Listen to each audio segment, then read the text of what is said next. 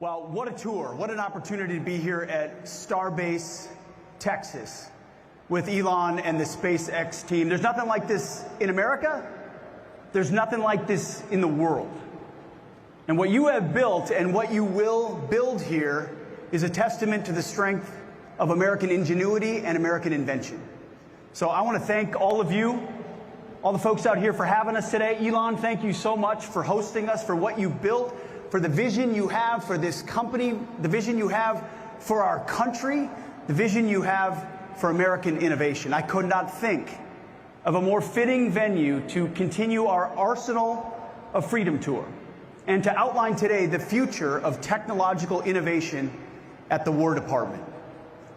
Those of you here at SpaceX will appreciate this, knowing that as World War II was ending, the Secretary of War and Secretary of the Navy wrote to the National Academy of Sciences and declared that scientific research was essential to our national security. To ensure continued preparedness, they wrote, the research scientists of the United States must be called upon to continue in peacetime some substantial portion, that of which they have made so effectively during the stress of the present war. The competitive time element in developing those weapons and tactics may be decisive in future conflicts.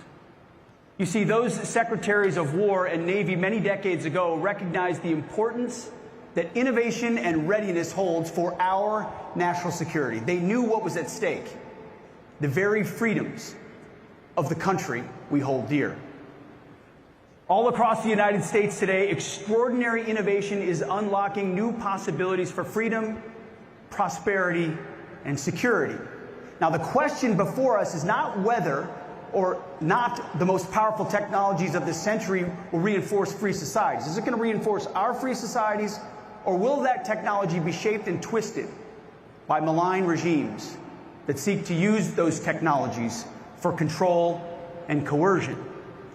You see, over the past several months, I've talked at length about the challenges we face in transforming the War Department to address current and future missions, all in service of meeting the needs of the 21st century warfighter. I'd like to think we've already made dramatic progress in the Pentagon's culture by reviving the warrior ethos, and we're moving out quickly in transforming our acquisition ecosystem as well. But today is about how we supercharge innovation at the War Department for the era ahead. Innovation is happening at a pace we can't even foresee, and we need the entire enterprise, our enterprise, to embrace the urgency required for this moment. Since the end of the Cold War, the defense industrial base in our country has consolidated. This makes it difficult, if not impossible, for new creators of technical innovations to win business at our department. The result is a risk-averse culture that prevents us from providing our warfighters with the best resources that America has to offer. That ends today. Simply put, the United States must win the strategic competition for 21st century technological supremacy. Artificial intelligence, autonomous systems, quantum, hypersonics, and long-range drones. If you talk to Elon Musk long enough, he will tell you how important hypersonics and long-range drones are, and he's 100% correct. Space capabilities, directed energy, and biotechnology are the new areas of global competition. The challenge is that our legacy approach to technological development assumes that technology moves in a predictable, linear conveyor belt from lab to design to development to prototype to test and qualify to program of record, and can only be provided by a handful of companies that have consolidated dramatically. Now, while this system provided us with the weapons that won the Cold War, it is archaic and inconsistent with the novel threat environment that we face today. At its core, this old approach has the hubris to assume that you can easily predict the future, that you can foresee how an invention becomes a weapon in 8 easy steps, 3 decades from first discovery.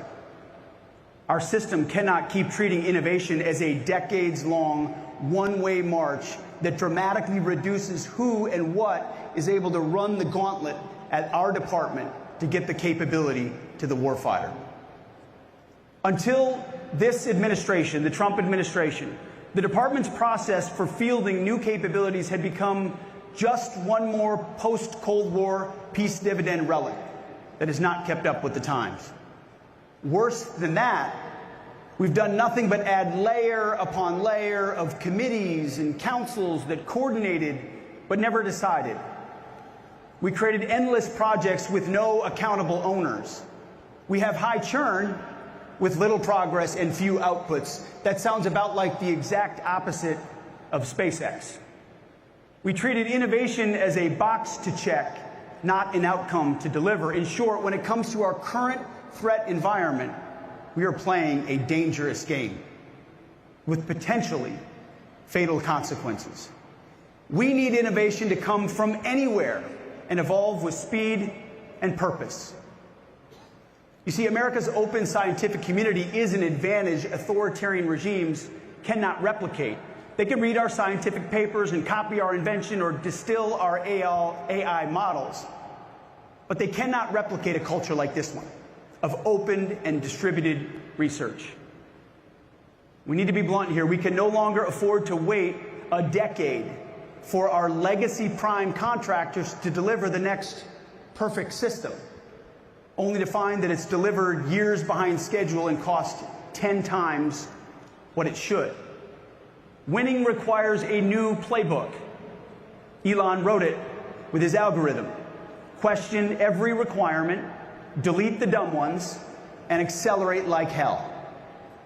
That's why I want to make clear across the War Department and for our partners in the private sector that our Undersecretary of War for Research and Engineering, Emil Michael, right here in the front row, is the War Department's single chief technology officer, one CTO for the entire enterprise.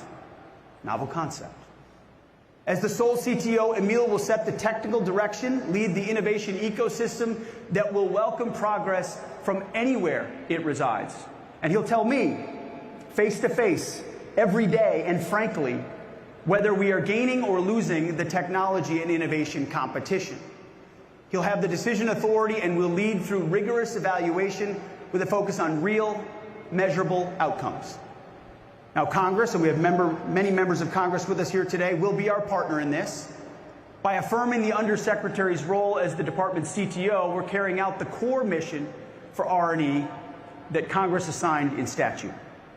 The last defense bill expanded the CTO's authorities, including the power to direct military departments and other components to align around clear, innovative outcomes. We will use them to deliver those outcomes with speed and urgency. An empowered CTO will inject a disruptive mindset directly into our systems, directing the power of America's world-leading scientists and entrepreneurs, our cutting-edge labs, the tech ecosystem, and our capital markets to build what the warfighter needs, but to do so better, faster, and cheaper. And Emil is the right man to do it. You see, this isn't about military structure. This is about building an innovation pipeline that cuts through the overgrown bureaucratic underbrush and clears away the debris, Elon style, preferably with a chainsaw, and to do so at speed and urgency that meets the moment. As I've said repeatedly to every audience, the President of the United States and I have the backs of our warfighters who have to make split-second life and death decisions on the battlefield. And I want this audience to know that we also have the backs of innovators who share that very same urgency. American taxpayers, especially those parents whose sons and daughters have answered the call to serve, I swore in 10 more today, demand, and I demand, and we demand, that we arm our warfighters with overwhelming and lethal technology right now, not a decade from now. In modern warfare, the fastest innovator and iterator will be the winner. And no one can out-innovate an American entrepreneur who has been liberated from the constraints of stifling bureaucracy. That old era ends today. We are done running a peacetime science fair while our potential adversaries are running a wartime arms race. Right now, from garage startups to factory floors to boardrooms across our nation, the question of how to harness innovation coming out of America's AI ecosystem is front and center, and rightfully so, because it has the potential to disrupt and transform every area of human endeavor. The same is true in the Department of War. President Trump's AI executive order spells out our approach succinctly. It is the policy of the United States to sustain and enhance America's global AI dominance in defense of human flourishing, economic competitiveness, and national security. That, ladies and gentlemen, is the War Department's mission. We must ensure that America's military AI dominance, so that no adversary can exploit that same technology to hold our national security interests or our citizens at risk. America first in every domain. Last month, I took the first step toward changing how the department does business with frontier AI technologies when we announced the rollout of Gen AI with our partners from Google. And I want to thank the Google team for leaning forward and making the investment to get their Gemini app to about 3 million users in the War Department. But today, we're excited to announce the next frontier AI model company to join GenAI.mil, and that is Grok from xAI, which will go live later this month. So I want to thank you, Elon, and your incredible team for leaning forward with us on this as well. Very soon, we will have the world's leading AI models on every unclassified and classified network throughout our department. Long overdue. To further that, today, at my direction, we're executing an AI acceleration strategy that will extend our lead in military AI established during President Trump's first term. This strategy will unleash experimentation, eliminate bureaucratic barriers, focus on investments, and demonstrate the execution approach needed to ensure we lead in military AI and that it grows more dominant into the future. In short, we will win this race by becoming an AI-first warfighting force across all domains, from the back offices of the Pentagon to the tactical edge on the front lines. The catalyst for this acceleration will be 7 pace-setting projects focused on mission threads across warfighting, intelligence, and enterprise missions, each with a single, accountable leader, aggressive timelines, and measurable outcomes that answer a familiar question, Elon. What have you accomplished this week? This is the execution standard for AI-first transformation. Each of the 7 pace-setting projects will use the following model. 1 owner who reports monthly on their progress. These projects will not be run in a vacuum, but will work directly with warfighters and transition partners to ensure we incorporate real-time operational feedback. We expect rapid iterations with failure accelerating the learning curve. These are not science projects. They are not governance boards. They are the execution standard for the entire department. We will not win the future by sprinkling AI onto old tactics like digital pixie dust. We will win by discovering entirely new ways of fighting. That's why we will run continuous experimentation campaigns, quarterly force-on-force combat labs with AI-coordinated swarms, agent-based cyber defense, and distributed command and control, pushing the envelope, learning from failure at every stop, which is exactly what this place does. You see, our department doesn't accept failure in the past, and so we never fail, which means we never learn. We're flipping that dynamic. Before talking about the new rules of the game, let me talk a little bit more about our new team, because no game can be won without the right team. And we're proud to announce that Mr. Cameron Stanley has been appointed the new Chief Digital and Artificial Intelligence Officer, CDAO, of our War Department. Cam will be leading a new team, many of whom have foregone, thank you, or left lucrative careers at pioneer companies such as AWS, Databricks, Palantir, and Meta to join the fight. This team will not only provide a catalyst for change in this department, but will also act, we believe, as a magnet for other talented members of the tech community who want to join us in doing the mission-focused work to protect our great republic. So let's talk about the new rules. First, speed. Speed wins. Speed dominates. Our enterprise currently operates on staffing and committee cycles measured in months and years, and that's unacceptable. Military AI is going to be a race for the foreseeable future, where the risks to U.S. national security of moving too slowly outweigh the impacts of imperfect alignment. To do this, Cam and his team at CDAO will define AI deployment velocity metrics for all the pace-setting projects in the next 30 days and report at least monthly after that. These will become the new benchmarks for programs across the department. Second, bureaucratic blockers. If you work with Elon, you know he finds the blockers and you remove them. We will take a wartime approach to people and policies that block this progress. You want to block? You can work somewhere else. Barriers to data sharing, authority to operate, or ATOs, test and evaluation, and contracting are now treated as operational risks, not simply bureaucratic inconveniences.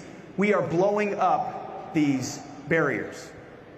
That's why today, at my direction, I'm establishing a barrier removal SWAT team under R&E with the authority to waive non-statutory requirements and escalate to our great Deputy Secretary, Steve Feinberg, anything that slows down the acceleration of AI capabilities.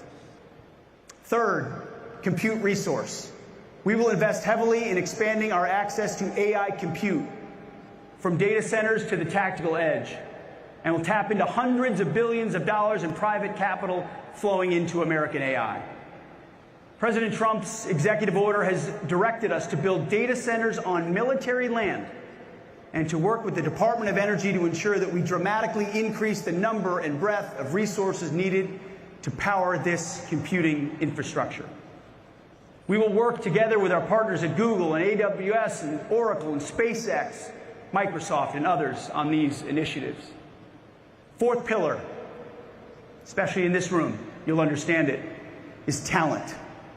We will use every hiring and pay authority available to us to bring the best American technical talent and reward effective AI transformations by our workforce. We're going to heavily leverage President Trump's Tech Force initiative to bring in the best and brightest from industry and academia. With people like Elon, David Sachs, Emil, Mike, and others from the entrepreneurial and business world already in government, we have shown that we can and that we must enlist the world's leading talent in this cause. Fifth, responsible AI.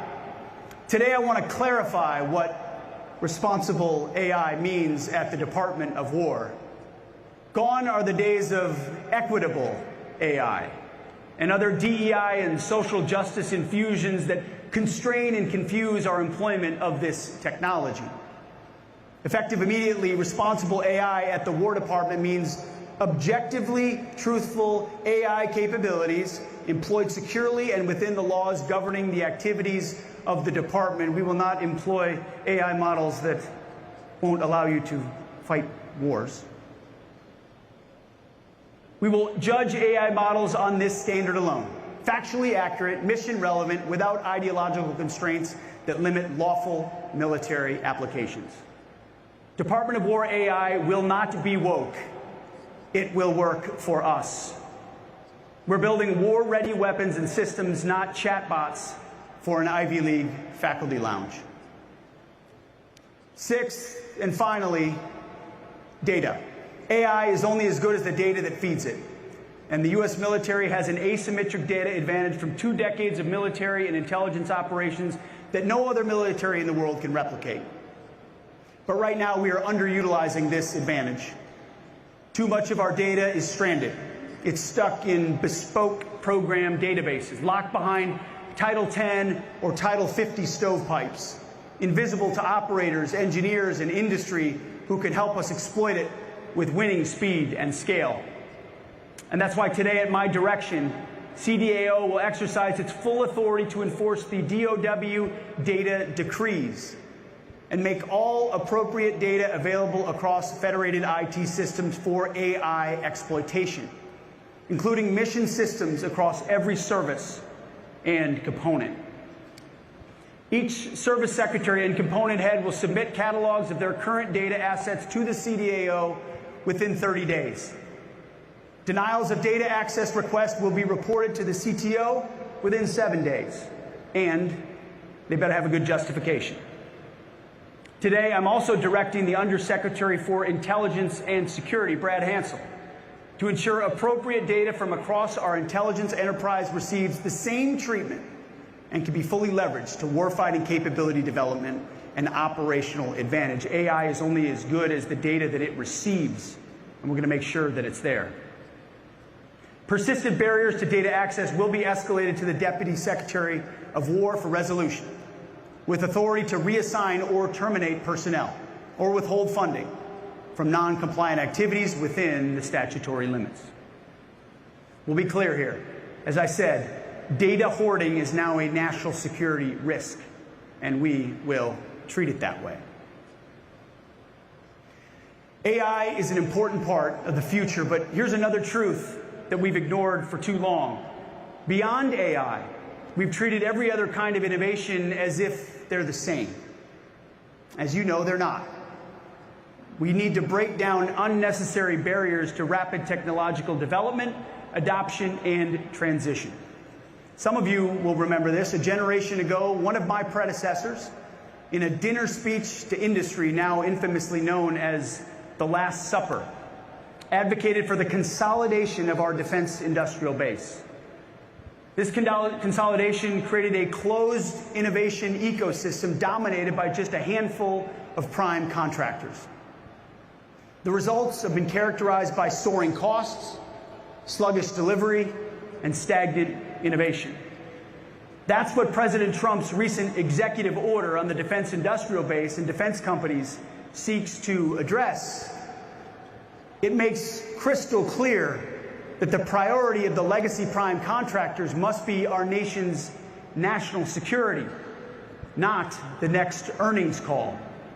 That means less focus on stock buybacks and more investment on the men and women on the factory floor. It means less stockholder dividends and more investment in infrastructure, plant, and equipment. Today, that old era comes to an end. The Department of War is reopening to the disruptive energy and agile creativity of our nation's tech startups, funded by our world's leading capital markets. I'm directing my Chief Technology Officer to lead this charge, and his wingman, as always in this effort, Undersecretary for Acquisitions and Sustainment, Mike Duffy. For too long, we organized our ecosystem around stages and silos, labs over here, so-called rapid units over there, commercial outreach in a different building or on another coast altogether, and warfare fighters somewhere at the end, almost an afterthought. The result is duplication, drift, and confusion. And like the acquisition process we are already fixing, the creation of organizations to work around the problems in the innovation ecosystem rather than taking the bold steps needed to transform it. We created an whole ecosystem to get around the actual system. No more. Every dollar of innovation, whether it may be in a lab or a startup or a classified shop, must exist to deliver one of three things: game-changing technology, scalable products, or new ways of fighting. If it's not doing one of those three things at speed, it will be realigned or it will go away. And that's why I'm entrusting Emil as the CTO to ensure that this directive across the department is rapidly carried out. Emil, you're going to be busy. Again, what we're talking about today is a transformation in the way we think about innovation. In requirements reform led by Mike Duffy, we killed an old model, a sclerotic model, and rewired the department so that problems, money, and experimentation live in one system. In acquisitions reform, we killed the defense acquisition system and created accountable portfolio acquisition executives, making speed to delivery our organizing principle. We're going to do the same for technological innovation. That's why today at my direction, we are ending the alphabet soup of councils that meet and brief and write memos and schedule meetings, but never decide and rarely, if ever, accelerate outcomes. Effective immediately, the Defense Innovation Steering Group, the Defense Innovation Working Group, and the CTO Council are disestablished and abolished. In their place, the CTO will convene a CTO action group to assist him in making decisions, clearing bureaucratic blockers, holding leaders accountable, and most importantly, quickly delivering new technologies to our warfighters.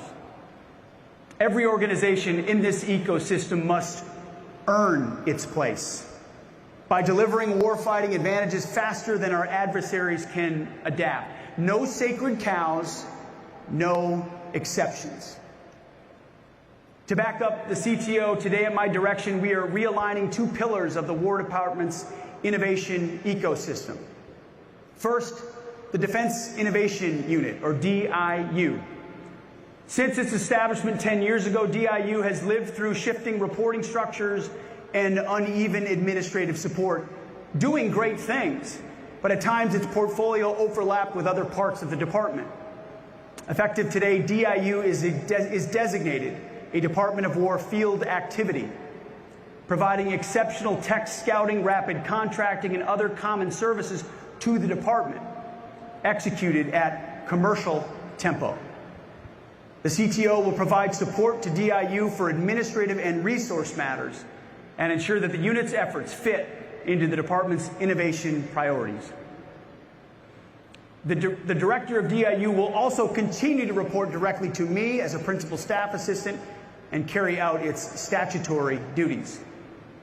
And I'm appointing Mr. Owen West, executor of my Drone Dominance Initiative, as the director of DIU starting in March, when the FY27 budget cycle firms up. As a Marine with lots of combat experience, Owen will bring a warfighter's mentality to DIU's core mission of transitioning technology to our troops. Owen also has the private capital experience needed to ensure DIU remains working hand in glove with the venture and investor communities and continues to on-ramp new entrants into the War Department. Owen led DOGE at DOW, the most effective DOGE effort across the administration, saving tens of billions of dollars for our department, and now he will lead DIU. Our world-leading defense tech startups have attracted billions of dollars in capital. They're reshaping warfare through the proliferation of high-tech, low-cost technologies. DIU's mission is to accelerate the adoption of this commercial technology to help convert entrepreneurial products into tangible combat power. Second, the Strategic Capabilities Office, or SCO, is also being designated a Department of War field activity aligned under the CTO. SCO will maintain focus on its core mission of identifying and prototyping disruptive applications of new systems, the unconventional uses of existing systems, and near-term technologies to create strategic effects. SCO will continue to maintain its statutory direct reporting relationship to the Deputy Secretary, but will be operationally realigned under the CTO to eliminate duplication and ensure the relentless daily focus on delivering near and medium-term capabilities to our warfighters. Relentless urgency and focus is our focus. Today's defense innovation ecosystem is too fragmented, resulted in insufficient technology transition to the warfighter. We address some of this in the transformation we are making in the acquisitions ecosystem, but it also needs to enter the innovation ecosystem. For too long, and I know a lot of you have experienced this, and others we met with in Los Angeles recently, the experience of founders and entrepreneurs has been running endless laps around the Pentagon, looking for the right office the right program, and the right motivated sponsor. And too often, new entrants are ultimately stymied by the bureaucracy. We hear it time and time again. They don't know where to go, and then when they go to that place, it's not the right place to go. Then they go somewhere else that didn't want them in the first place, and the lap continues. For example, SpaceX and Palantir had to sue the Department of War just to get a shot at competing for department contracts. The bottom line is that new entrants need both a shot on goal, but also faster yeses and faster nos from the department, rather than being strung along with a never-ending stream of rudderless maybes. At the Secretary of War level, we will replace the existing maze into two clear channels. The Mission Engineering and Integration Activity, MIA, will tell industry what problems we're trying to solve, and DIU will help program offices adopt what industry has already built. This will help get to faster yeses or faster nos. Clear guidance, clear guide rails, clear demand signal, which is what industry and capital expects. Now, this isn't just an Office of the Secretary reform. The services need to transform their innovation ecosystems as well: the Army, the Navy, the Space Force, the Marine Corps, and the Air Force.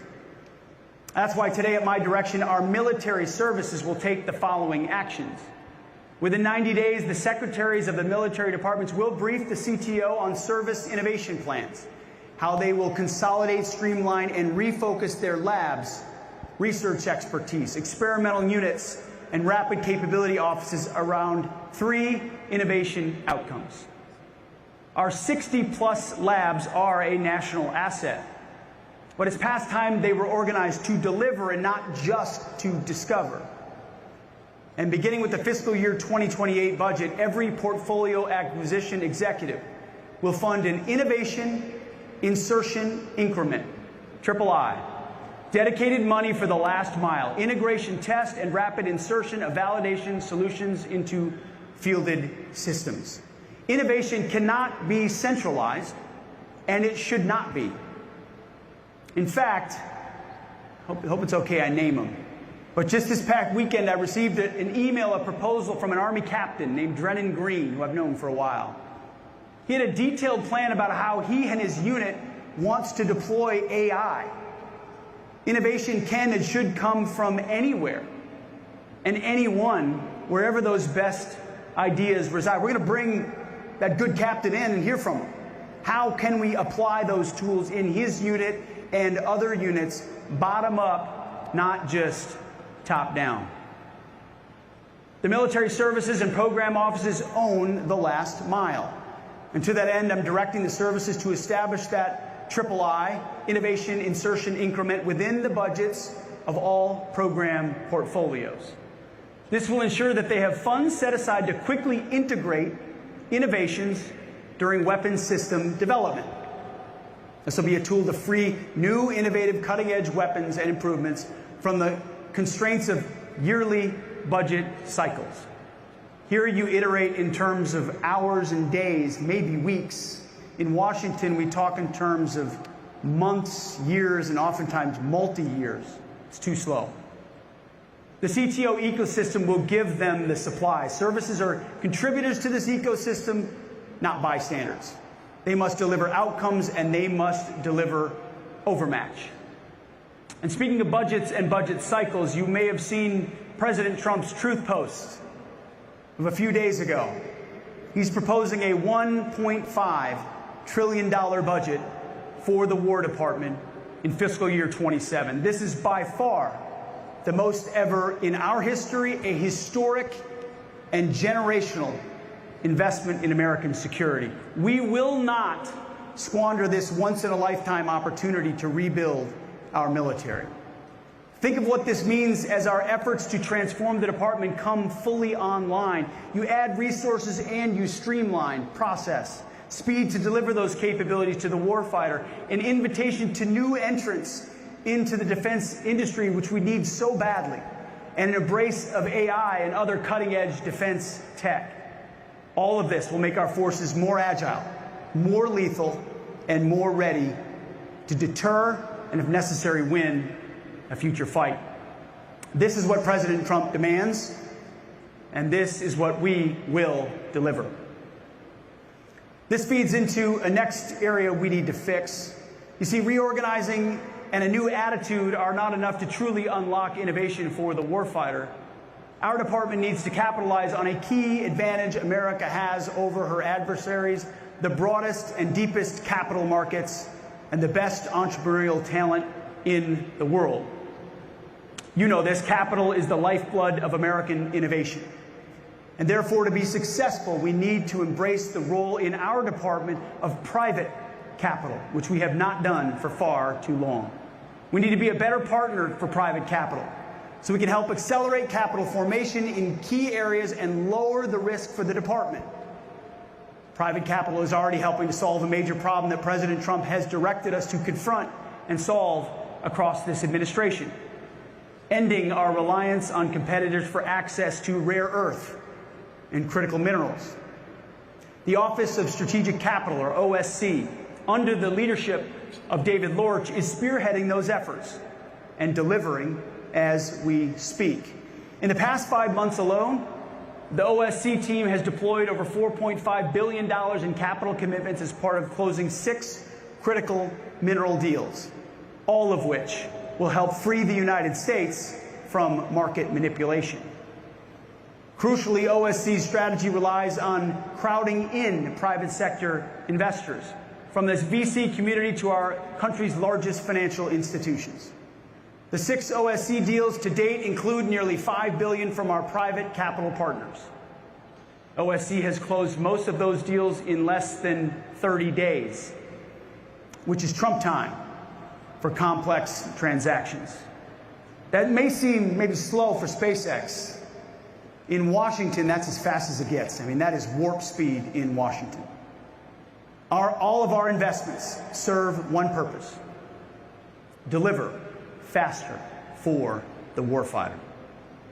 Now, some will want to cynically posit, is this just another innovation reorganization? Another set of strategies that brief well but don't actualize? No. This is the third leg of a single war plan. In fundamentally transforming our acquisition ecosystem, we killed JSIDs that focused only on process and turned the JROC into a body that ranks real-world joint operational problems, not paper requirements. We created the MIA to run experimentation campaigns to solve these problems. We killed the old defense acquisition system and created the warfighting acquisition system to focus on speed, risk, and accountability. With the AI strategy and innovation ecosystem transformation that we have just outlined, we are welding that third piece into place. The CTO, DIU, SCO, DARPA, CDAO, and OSC are no longer a loose federation. They are the Office of the Secretary of War's Innovation Operating System. DARPA delivers game-changing technology innovation and strategic surprise. DIU delivers scalable products. SCO delivers new ways of fighting. And CDAO and OSC provide the data, test, and capital to move at wartime speed. As of today, they are an ecosystem, an arsenal of ideas and action for the arsenal of freedom, wired directly into requirements, portfolios, and production. Game-changing technology, scalable products, new ways of fighting, all three moving at wartime speed.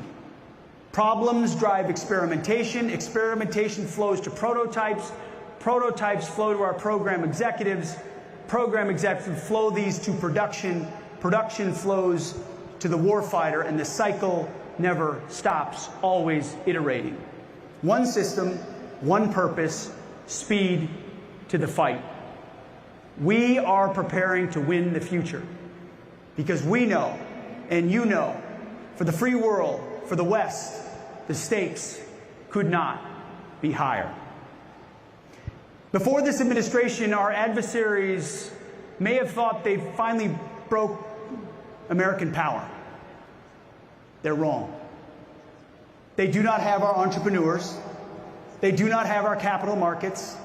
They do not have our combat-proven operational data from 2 decades of military and intelligence operations. They do not have our hard-won classified technologies. They do not have the ingenuity and tenacity of American warfighters who refuse to lose. They don't have a military that can go 37 hours to downtown Tehran or downtown Caracas without being seen in the process. You see, but none of that matters, however, if we suffocate those advantages under a stifling bureaucracy. That's why we're unifying the innovation ecosystem, making this an AI-first department, and holding every lab, every program accountable, all while pushing every officer to deliver warfighting advantages faster than others can adapt. We will not stop.